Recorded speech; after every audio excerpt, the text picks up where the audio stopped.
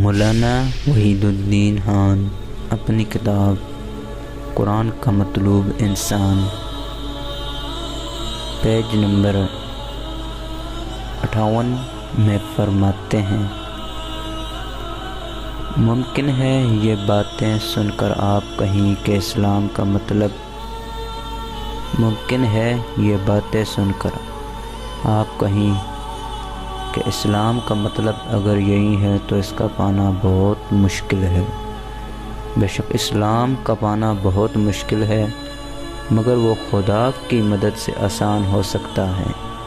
حضرت مسیح علیہ السلام نے جب دین کی تشریح کرتے ہوئے فرمایا تھا کہ میں تم سے کہتا ہوں کہ اونٹ کا سوئی کے ناکے میں سے نکل جانا اس سے آسان ہے کہ دولت مند خدا کی بادشاہی میں داخل ہو، تو ان کے شاگرد یہ سن کر بہت اچنبھے میں پڑ گئے اور کہنے لگے، پھر کون نجات پا سکتا ہے؟ آپ نے ان کی طرف دیکھ کر فرمایا، یہ آدمیوں میں سے تو نہیں ہو سکتا، لیکن خدا سے سب کچھ ہو سکتا ہے۔ اگر آپ اسلام کو اپنی زندگی میں شامل کرنا چاہتے ہیں، اگر آپ وہ حیات طیبہ حاصل کرنے کے خواہش مند ہیں جو اللہ تعالیٰ کو مطلوب ہے، تو اس کو پانے کی صورت یہی ہے کہ آپ اسے خدا سے مانگیں۔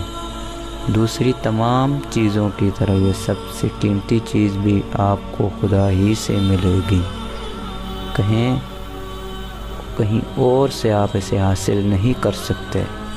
مگر یاد رکھیے، خدا سے مانگنے کا مطلب یہ نہیں ہے کہ آپ دعا کے کچھ مقرر الفاظ یاد کر لیں اور اسے اپنی زبان سے دہرا دیا کریں۔ ایک عیسائی عالم کے الفاظ میں، God is not a cosmic relay boy for whom we can press a button to get things۔ خدا سے مانگنے کی اصل زبان وہ نہیں جو لفظوں کی صورت میں اپنے مطالبات کا اظہار کرتی ہے۔ اس سے مانگنے کی زبان آپ کا قلب ہے۔ آپ اپنی حقیقی زندگی سے جو کچھ چاہ رہے ہیں وہی دراصل آپ اپنے رب سے مانگتے ہیں۔ خدا آپ کے لفظوں کو نہیں دیکھتا، خدا آپ کے لفظوں کو نہیں دیکھتا، وہ خود آپ کو دیکھتا ہے۔ آپ اپنے اصل وجود میں جس چیز کے لیے بے قرار ہوں، اپنے رب سے آپ اسی چیز کے طلبگار ہیں۔ ایک بچہ اپنی ماں سے روٹی مانگے تو یہ ممکن نہیں ہے کہ ماں اس کے ہاتھ میں انگارہ رکھ دے۔ خدا اپنے بندوں پر اس سے زیادہ مہربان ہے۔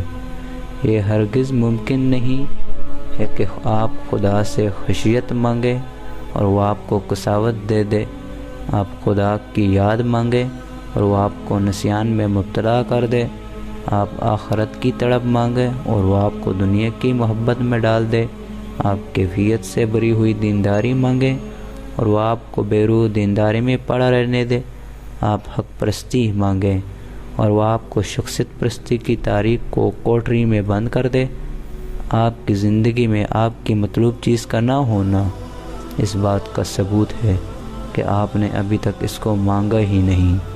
اگر آپ کو دودھ خریدنا ہو اور آپ چھلنی لے کر بازار جائیں تو ظاہر ہے کہ پیسے خرچ کرنے کے باوجود آپ خالی ہاتھ واپس لوٹیں گے۔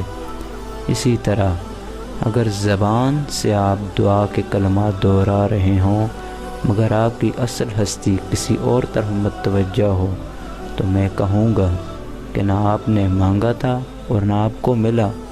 جو مانگے وہ کبھی محروم نہیں رہ سکتا۔ یاد رکھیے، یہ مالک کائنات کی غیرت کے خلاف ہے کہ وہ کسی بندے کو اس حال میں رہنے دے کہ قیامت میں جب خدا سے اس کا سامنا ہو تو وہ اپنے رب کو حسرت کی نظر سے دیکھے۔ وہ کہے کہ خدایا، میں نے تجھ سے ایک چیز مانگی تھی مگر تو نے مجھے نہ دی۔ بخدا یہ ناممکن ہے، یہ ناممکن ہے، یہ ناممکن ہے۔ کائنات کا مالک تو ہر صبح و شام اپنے سارے خزانے کے ساتھ آپ کے قریب ترین آ کر آواز دیتا ہے، کون ہے جو مجھ سے مانگے تاکہ میں اسے دوں، مگر جنہیں لینا ہے وہ سو رہے ہوں تو اس میں دینے والے کا کیا قصور۔ تمام لوگوں سے گزارش ہے